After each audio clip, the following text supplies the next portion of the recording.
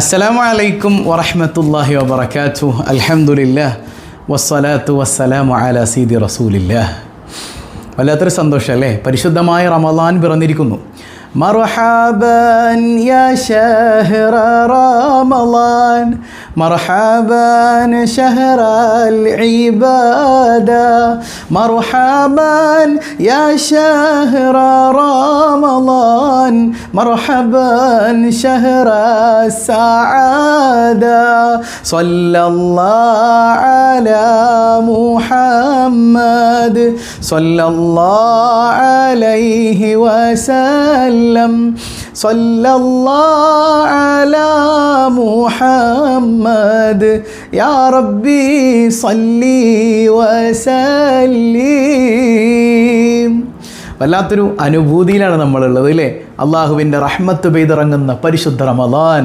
ശഹ്റു റമളാനല്ലദീ ഉൻസില ഫീഹിൽ ഖുർആൻ ഹുദൽ ലിന്നാസി വബയ്യിനാതിൻ മിനൽ ഹുദാ വൽ ഫുർഖാൻ ഫമൻ ശഹിദ മിൻകുമുശ് ശഹ്റ ഫൽയസും വമൻ കാന മരീദൻ ഔ അലാ സഫരിൻ ഫഇദ്ദത്തും മിൻ അയ്യാമിൻ ഉഖർ യുരീദുല്ലാഹു ബിക്കും اليسر ولا يريد بكم العسر ولتكملوا العدة ولتكبروا الله على ما هداكم